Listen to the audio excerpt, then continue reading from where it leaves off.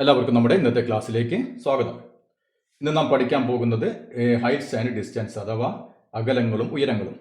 അപ്പോൾ വളരെ പ്രധാനപ്പെട്ട ഒരു ഭാഗമാണ് ഇനി ഞാൻ പഠിക്കാൻ പോകുന്നത്. കാരണം SLC പരീക്ഷയ്ക്ക് ഉറപ്പായിട്ട് ഇതിൽ നിന്ന് നമുക്ക് 5 മാർക്കിൻ്റെ ഒരു ചോദ്യം കിട്ടും.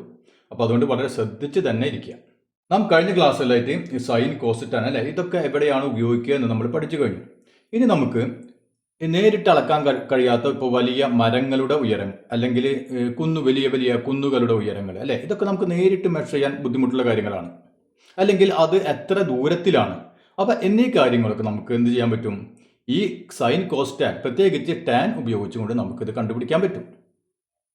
അപ്പോൾ അത് എങ്ങനെയാണ് എന്നാണ് നാം ഇവിടെ പഠിക്കാൻ പോകുന്നത്. അപ്പോൾ അതിനു മുമ്പായിട്ട് ഒരു 2 ആംഗിളുകളെ കുറിച്ച് നാം അറിഞ്ഞിരിക്കണം. അപ്പോൾ ആ ആംഗിളുകൾ ഏതാണെന്ന് നമുക്കൊന്ന് ആദ്യം നോക്കാം.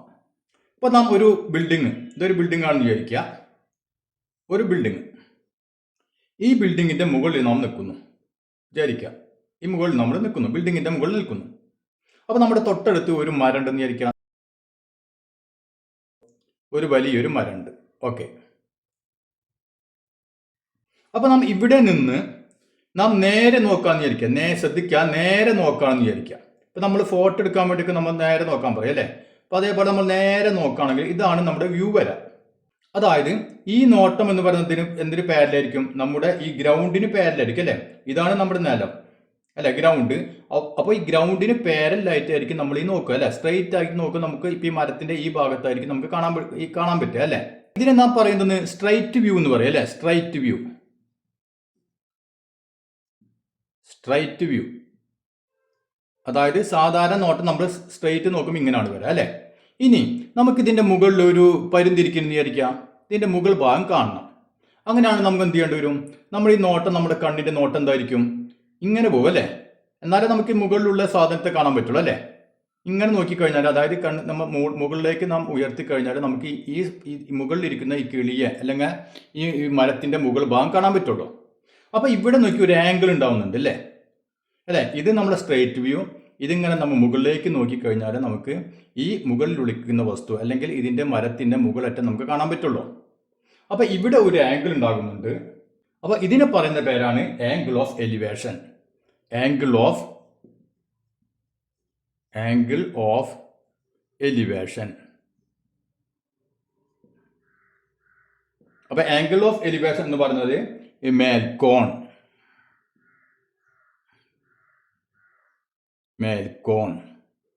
അപ്പം മലയാളം മീഡിയക്കാർ മേൽക്കോൺ. അപ്പം നമ്മുടെ ചോദ്യങ്ങളൊക്കെ ഇനി വരാം മേൽക്കോൺ അല്ലെങ്കിൽ ആംഗിൾ ഓഫ് എലിവേഷൻ എന്നൊക്കെ ആയിരിക്കും വരാം. അപ്പോൾ ആംഗിൾ ഓഫ് എലിവേഷനിൽ മേൽക്കോൺ എന്താണെന്ന് മനസ്സിലായല്ലോ. അപ്പോൾ ഇവിടെ നിന്ന് നമ്മൾ മുകളിലുള്ള വസ്തുവിനെ കാണണമെങ്കിൽ കണ്ണൊന്ന് അല്ല വ്യൂ നമ്മളൊന്ന് ഉയർത്തണം. അപ്പോൾ ഈ ആംഗിളിനാണ് നമ്മൾ എന്ത് പറയാം? ആംഗിൾ ഓഫ് എലിവേഷൻ എന്ന് പറയാം. ഇനി നമുക്ക് ഈ മരത്തിൻ്റെ അടിയിലുള്ള ഒരു വസ്തു, എന്തോ ഒരു വസ്തു ഉണ്ടെന്ന് വിചാരിക്കുക. അതിനെ നമുക്ക് നോക്കണം, അല്ലെങ്കിൽ മരത്തിൻ്റെ അടിഭാഗം നമുക്ക് നോക്കണം. അങ്ങനെയാണ് നമ്മൾ എന്ത് ചെയ്യേണ്ടി വരും? ഈ കണ്ണല്ലേ നമ്മുടെ വ്യൂ, ഇതാണ് സ്ട്രെയിറ്റ് വ്യൂ. ഇതിന് നമ്മൾ എന്ത് ചെയ്യണം? നമ്മുടെ വ്യൂ ഇങ്ങനെ അല്ലേ, ഇങ്ങനെ നോക്കിക്കഴിഞ്ഞാൽ നമുക്ക് നിലത്തുള്ള അല്ലെങ്കിൽ ഇതിൻ്റെ കടഭാഗത്തുള്ള വസ്തുവിനെ കാണാൻ പറ്റുള്ളൂ അല്ലേ. അപ്പോൾ നമ്മുടെ സ്ട്രെയിറ്റ് വ്യൂവിൽ നിന്ന് ഇങ്ങോട്ട് നമ്മളൊരു ആംഗിൾ വന്നു അല്ലേ, താഴത്തോട്ട് ഒരു ആംഗിൾ വന്നു. ഈ ആംഗിളിനെ പറയുന്ന പേരാണ് കീഴ്ക്കോൺ എന്ന് പറയും. കീഴ്ക്കോൺ അഥവാ ആംഗിൾ ഓഫ് ഡിപ്രഷൻ എന്ന് പറയും. അപ്പോൾ ഇതാണ് ആംഗിൾ ഓഫ് ഡിപ്രഷൻ.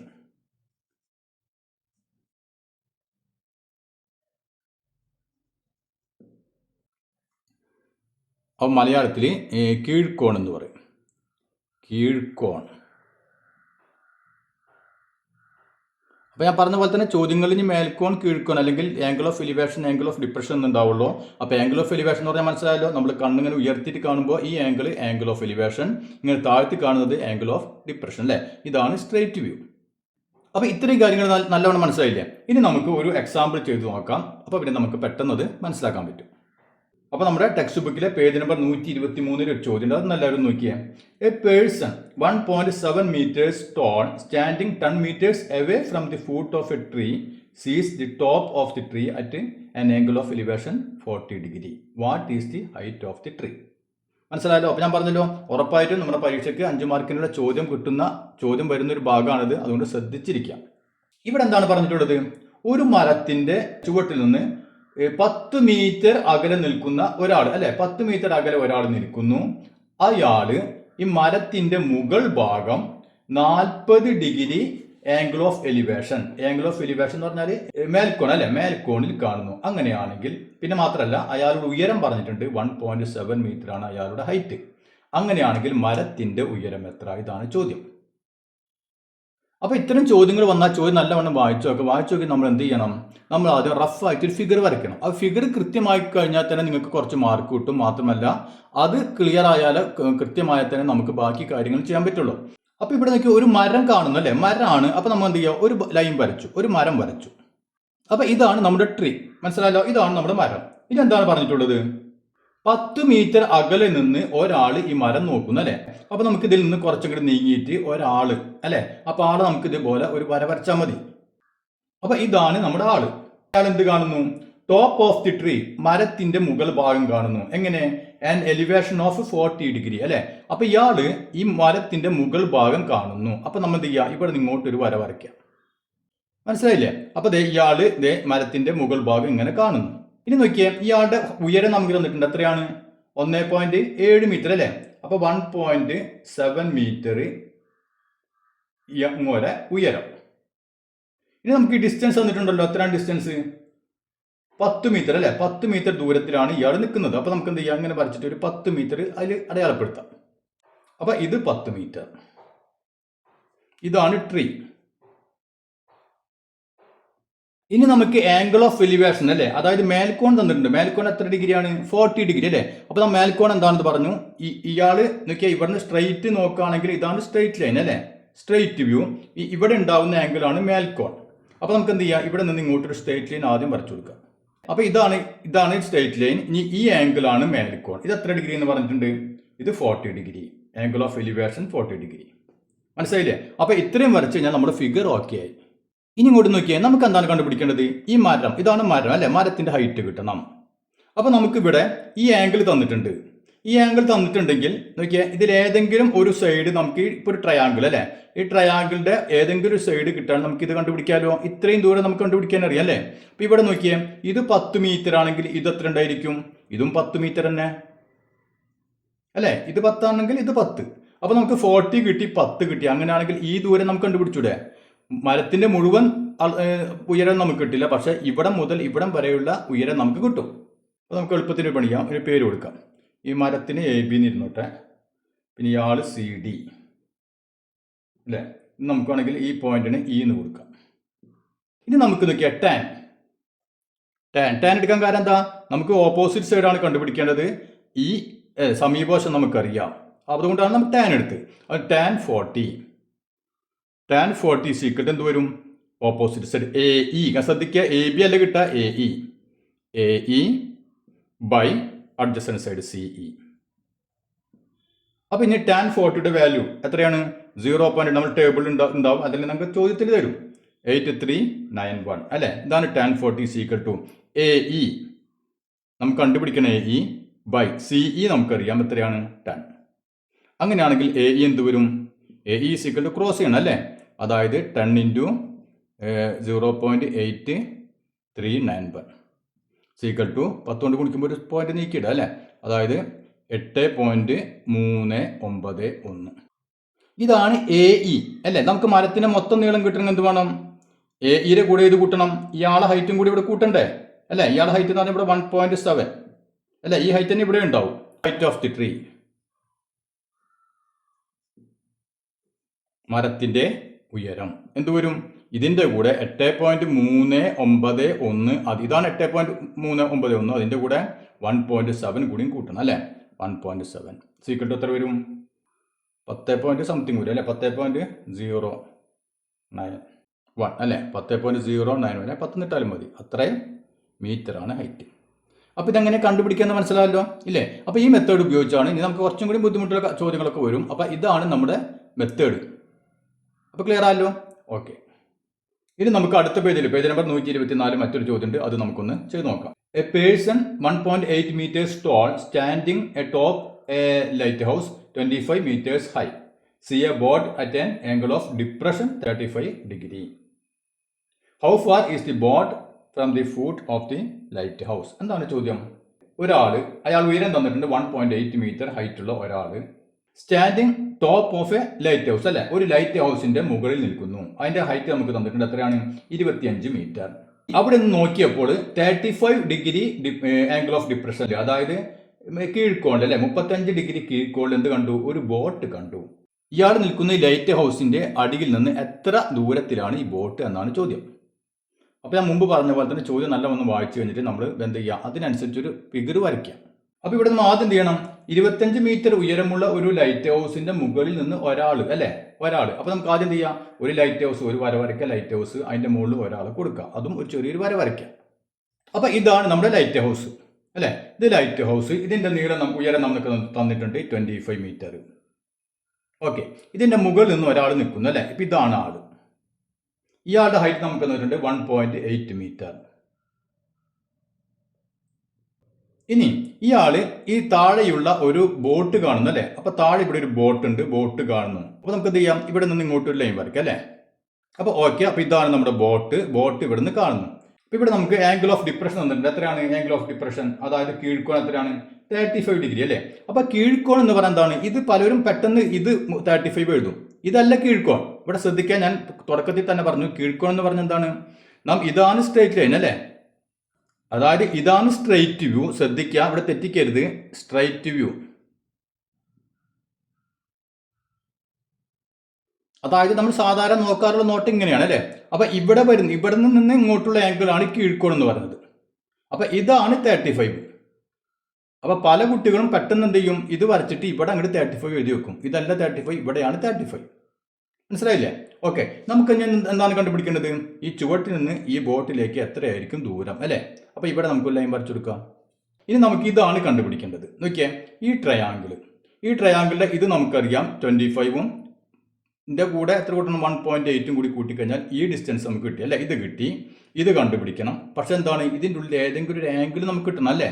അപ്പൊ ഇവിടെ നമുക്ക് രണ്ട് തരത്തിൽ ചെയ്യാം. ഒന്നുകിൽ ഇതിന് പാരലല്ലേ, അതായത് ഈ ആംഗിൾ എത്ര ഉണ്ടായിരിക്കും? 35 ആണെങ്കിൽ മൊത്തം 90 ഡിഗ്രി അല്ലെ. 90 ഡിഗ്രിയിൽ നിന്ന് 35 കുറച്ചാൽ മതി. അപ്പൊ നമുക്ക് എത്ര കിട്ടും? 55 ഡിഗ്രി ഉണ്ടല്ലേ. അപ്പൊ ഇവിടെ നമുക്ക് 55. അപ്പൊ നമുക്ക് ഇതിൻ്റെ ഉള്ളിലത്തെ ആംഗിൾ കിട്ടി. അതല്ലെങ്കിൽ എങ്ങനെ ചെയ്യാൻ പറ്റും? ഇത് 35 ആണെങ്കിൽ നമ്മൾ 7ാം ക്ലാസ് പഠിച്ചിട്ടുണ്ട് അല്ലേ.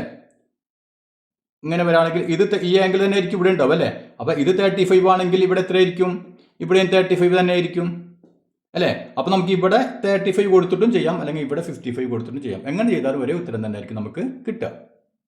അപ്പൊ ഇനി എന്ത് ചെയ്യാം? നമ്മൾ tan 55 സീക്വൽ ടു എന്ത് വരും? ഇതിന്റെ tan 55 ഓപ്പോസിറ്റ് സൈഡ് അല്ലേ. അപ്പൊ നമുക്ക് ഒരു പണിക്ക് അതിന് പേര് കൊടുത്തോളൂ, ABC. അപ്പൊ AB opposite side by adjacent side AC. ഇനി എന്ത് വേണം? tan 55ന്റെ വാല്യൂ 1.4281 സീക്വൽ ടു AB. അതാണ് നമുക്ക് കണ്ടുപിടിക്കേണ്ടത്. AB by AC. AC എന്ന് പറഞ്ഞാൽ എത്ര വരും? 25ന്റെ കൂടെ ഏത് കൂട്ടണം? 25ഉം 1.8 അല്ലേ. 1.8ഉം അപ്പൊ 26.8. 26.8. അങ്ങനെയാണെങ്കിൽ AB എന്ത് വരും? AB സീക്വൽ ടു ക്രോസ് അല്ലേ 1.4281 അല്ലേ. അപ്പൊ ഇവിടെ ഞാൻ മുമ്പ് പറയാറുണ്ട്, ഇത്രക്ക് വരാണെങ്കിൽ കുറച്ച് ഒഴിവാക്കിയിട്ട് ഗുണിച്ചാൽ മതി. ചെറിയൊരു വ്യത്യാസം വരും, അതൊരു കുഴപ്പമില്ല. നേരിയ വ്യത്യാസം വരും, അത് ഒരു കുഴപ്പമില്ല.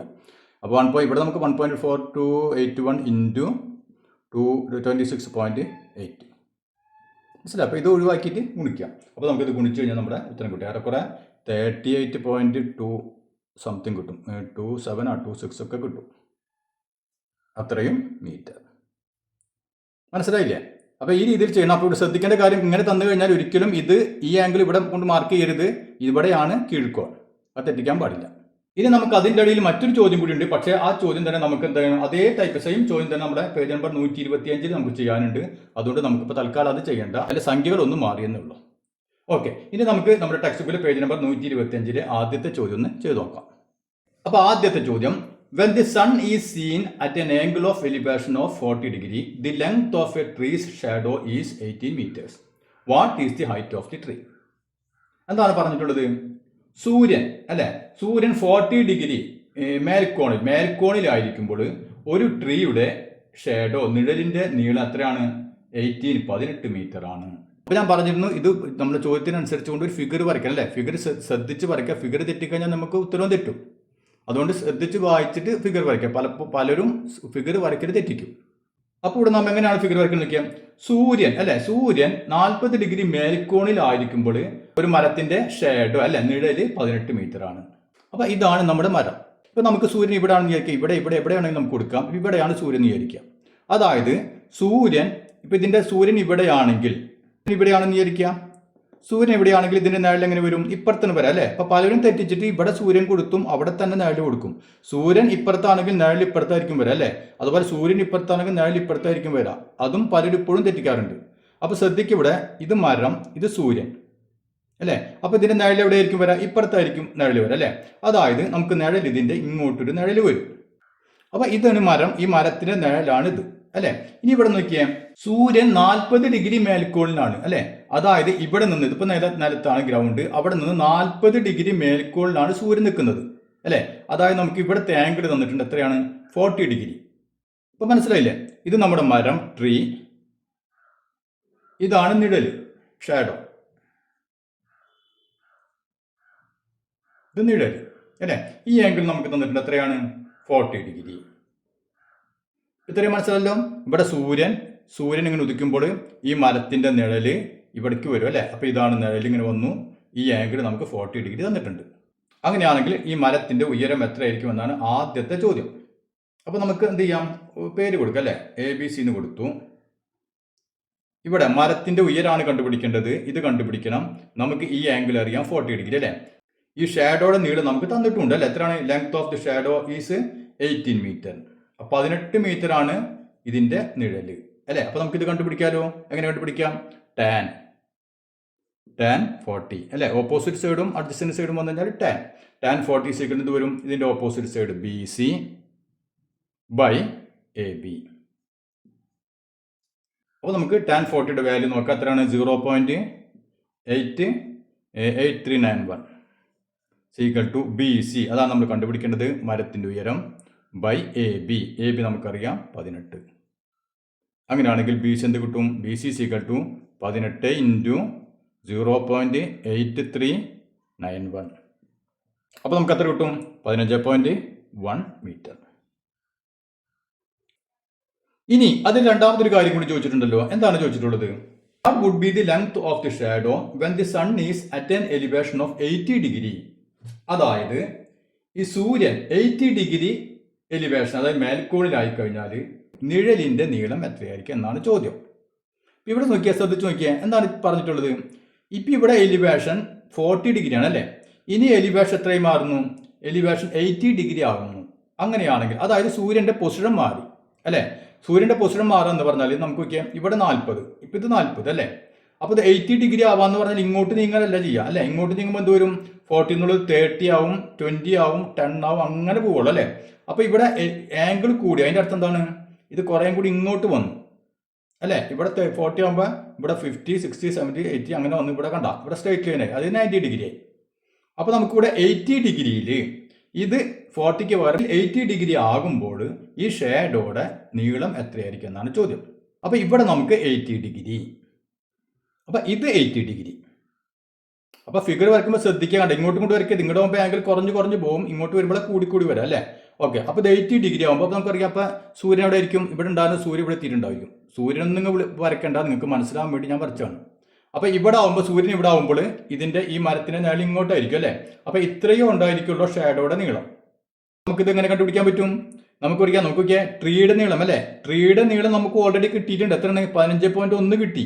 അപ്പോൾ ഈ വശം നമുക്ക് കിട്ടി, ഈ ആംഗിൾ നമുക്കറിയാം, ഇത് നമ്മൾ കണ്ടുപിടിക്കണം അല്ലേ. അപ്പോൾ നമുക്ക് ഒരിക്കൽ പണിയാം, ABCD എന്ന് കൊടുക്കുക ഈ പോയിന്റിന്. അതായത് DB എന്ന് പറയുന്ന നീളം നമുക്ക് കിട്ടിയാൽ മതി അല്ലേ. അപ്പോൾ ഇവിടെ എന്ത് വേണം, tan 80 എന്ന് പറഞ്ഞാൽ opposite side by adjacent side. മനസ്സിലായില്ലേ. അപ്പോൾ ഓപ്പോസിറ്റ് സൈഡ് നമുക്ക് കിട്ടി. ട്രീയുടെ മരത്തിന്റെ ഉയരത്തിന് വ്യത്യാസം വരുന്നില്ല അല്ലേ, നിഴലിന് മാത്രമേ വ്യത്യാസം വരുന്നുള്ളൂ. അപ്പോൾ മരത്തിന്റെ ഉയരം നമുക്ക് കിട്ടി 15.1. ഇത് നമ്മൾ കണ്ടുപിടിക്കുക. അപ്പോൾ എന്ത് ചെയ്യണം, tan 80 എന്ന് പറഞ്ഞതാണ് BC ബൈ DB. അപ്പോൾ നമുക്ക് tan 80യുടെ വാല്യൂ 5. എത്ര ടേബിൾ നോക്കാം, 6713 അല്ലേ. ചോദ്യത്തിൽ നമുക്ക് തന്നിട്ടുണ്ടായിരിക്കും അത് is equal to B C. B സിയുടെ നീളം നമുക്ക് അറിയാം അല്ലേ? ബി സി നമുക്ക് കണ്ടുപിടിച്ച എത്രയാണ്? 15.1 ബൈ ഡി ബി.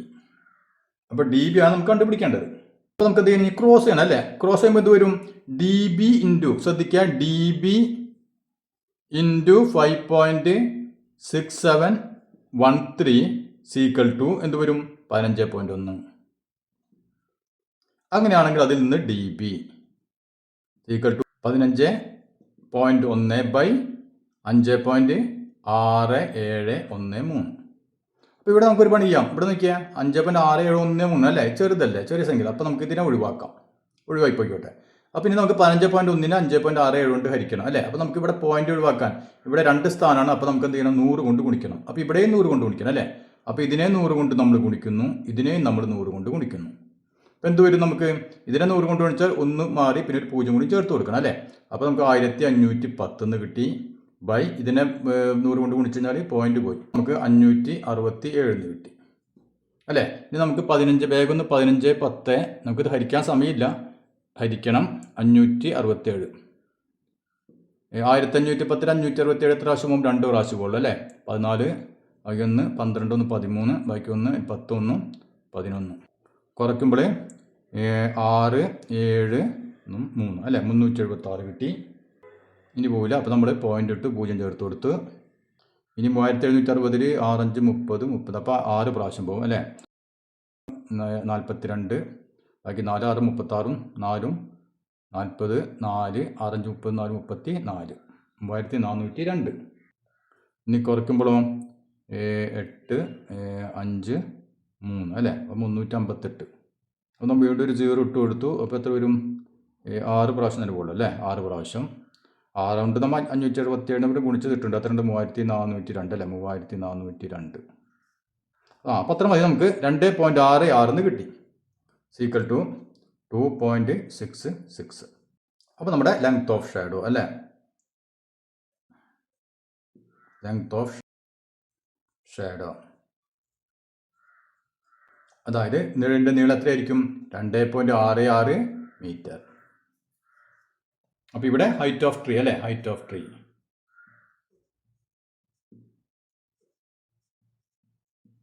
അതായത് മരത്തിൻ്റെ നീളം 15.1. അപ്പോൾ ഇനി നമുക്കതിൽ ബാക്കിയുള്ള ചോദ്യങ്ങൾ അടുത്ത ക്ലാസ്സിൽ ചെയ്യാം.